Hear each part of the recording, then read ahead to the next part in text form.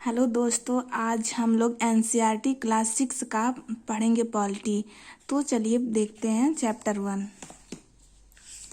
Chapter 1 देखने से पहले हम आप लोग को बता देते हैं इसमें कितना चैप्टर है, कौन कौन सा चैप्टर है।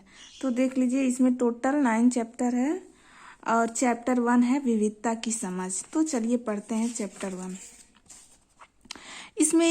इस चैप्टर में ये बताने की कोशिश किया गया है कि हम भारत के लोग बहुत सारे धर्म को मानते हैं, लेकिन हम सब लोग एक हैं। अलग अलग वेशभूषा धारण करते हैं, लेकिन हम सब एक हैं। हम लोग के विचार एक हैं। तो चलिए चैप्टर पढ़ते हैं।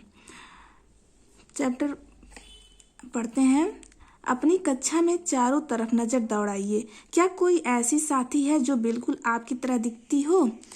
आप लोग क्लास में देखते होंगे कि एक ही तरह कोई नहीं दिखता होगा।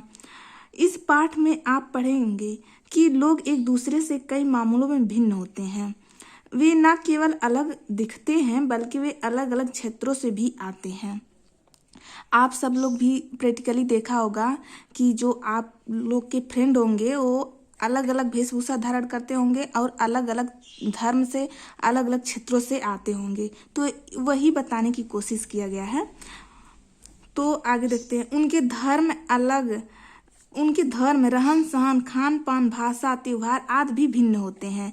ये भिन्नताएं हमारे जीवन को कई तरह से रोचक एवं समृद्ध बनाती है। इन भिन्नताओं के कारण ही भारत में विविधता है। विविधता या अनेकता हमारे जीवन को किस तरह बेहतर बनाती है? भारत इतनी विविधताओं वाला देश कैसे बना?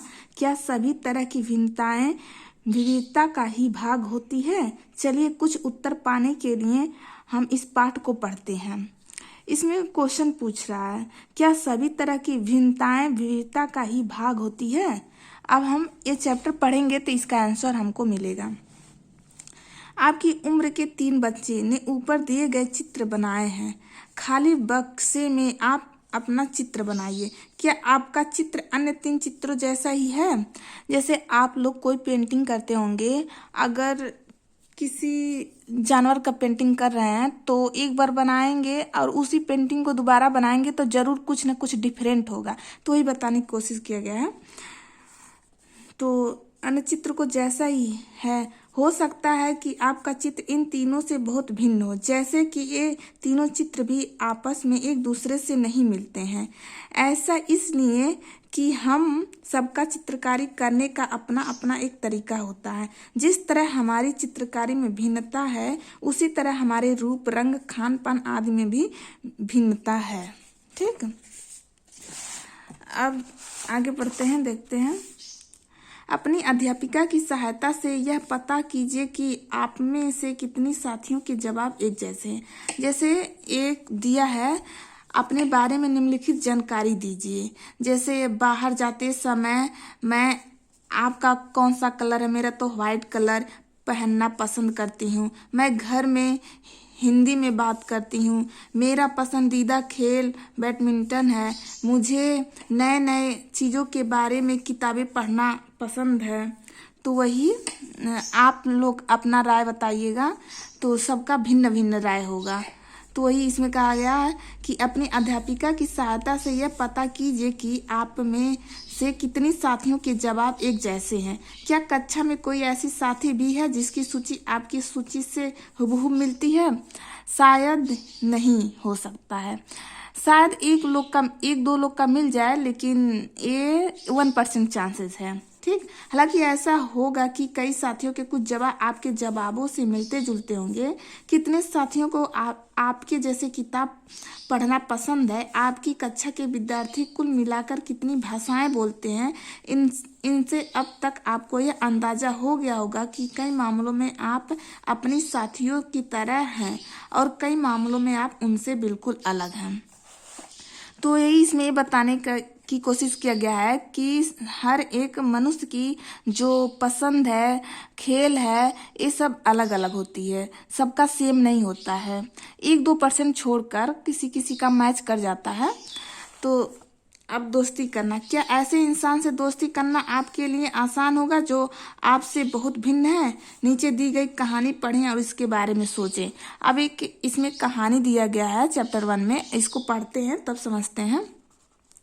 मैंने इसे एक मजाक की तरह लिया, मजाक जो कि फटे पुराने कपड़े पहने उस छोटे से लड़के के लिए था जो जनपथ के भीड़ भाड़ वाले चौराहे की लाल बत्ती पर अखबार बेचता था।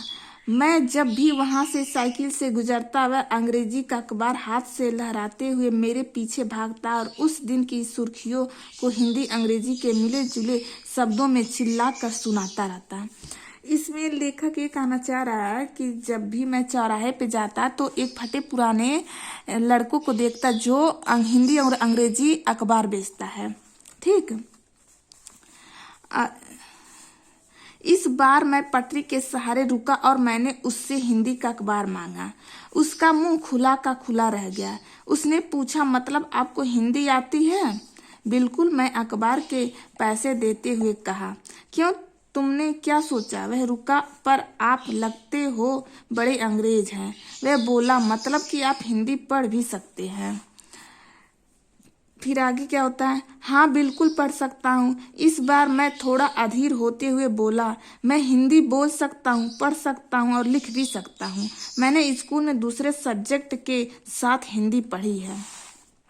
सब्जेक्ट? उसने पूछा। अब जो कभी स्कूल नहीं गया उसको मैं क्या समझाता कि सब्जेक्ट क्या होता है। दोनों लोग में बातचीत हो रही थी तो एक शब्द आया सब्जेक्ट की। और जो अखबार बेच रहा था तो वो पढ़ा नहीं था तो सब्जेक्ट के बारे में कैसे जानता। तो वही लेखक सोच रहा है कि हम इसको सब्जेक्ट के बारे में कैसे बताएं। स्कूल गया नहीं है, किस तरह से समझाएं कि उसको सब्जेक्ट शब्द समझ में आ जाए, यही बताने की कोशिश कर रहा है। वह कुछ होता है। मैंने शुरू किया ही था कि बत्ती हरी हो गई और मेरे पीछे गाड़ियों के हॉर्न का शोर 100 गुना बढ़ गया। मैंने भी अपने आप को ट्रैफिक के साथ आगे बढ़ने दिया। अगले दिन वह फिर से वहां पर था। वह मुस्कुरा रहा था और मेरी तरफ हिंदी का अखबार पढ़ाते हुए उसने कहा, भैया आपका अखबार, अब बताइए ये सब्जेक्ट क्या चीज है। फिर अगले दिन जब हुआ तो वहीं दोनों लोग की मुलाकात हुई तो वो जो अखबार बेच रहा था वो पूछा कि भैया आप बताइए सब्जेक्ट का क्या मतलब होता है।